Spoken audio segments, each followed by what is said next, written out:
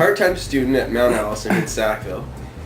He lives in Fredericton, New Brunswick, and it's St. Patrick's Day weekend. As you recall, St. Patrick's Day was Saturday this year. Yeah. But he had a midterm on the Monday.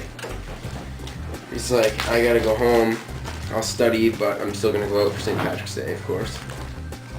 So he gets home, and they go out St. Patty's Day and get loaded and whatever, and have a great time.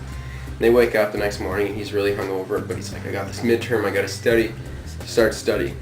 His roommate comes in like an hour later. Hey man, we're pretty hungover. We think we're gonna do some mushrooms and some acid at the same time. Do you want to join us? And he's like, well, I want to join you, but I can't. He leaves and they all eat all their drugs, and about an hour later, same guy comes back in. He's like, man, we're starting to trip a little bit. We're gonna go to the park. Do you want to come? He's like, no, thanks though. Like I said, I gotta study. Have fun. Don't bother me. So they leave. And he gets a good afternoon, a solid 4 or 5 hours of studying it. Like the whole afternoon goes by, and his room's right by the front door, but he closed his door when all the roommates left. And he hears all this noise, and he's like, oh fuck, they're home. What am I gonna do? But surprisingly, they don't come to bother him. Like they don't knock on his door. Nobody walks in. He's like, sweet, keep studying. But he hears them stomp upstairs, and then after a while, he starts hearing this noise: the fucking door opening, and then explosions of giggles, and then a door slamming shut. He's like, that's weird, but they're on lots of drugs, so he thinks nothing of it.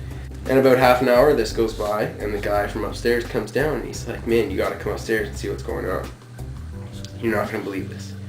He's like, well, can you just tell me? Like, I'm studying, and it's going pretty well. I don't wanna, break my rhythm. Can you just tell me?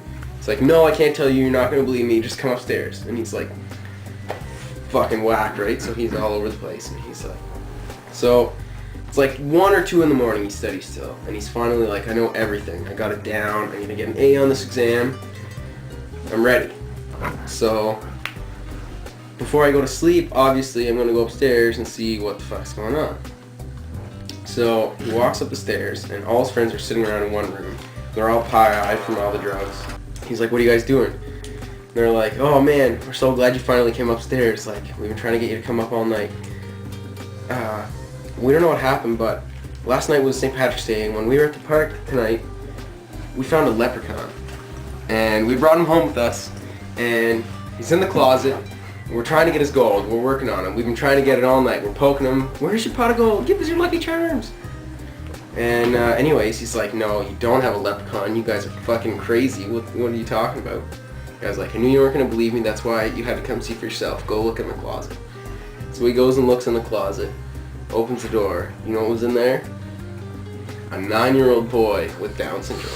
Oh my god. So it turns out the kid had been missing for 3 days, and the parents were so overjoyed to get him back that each of the kids that found him got $500.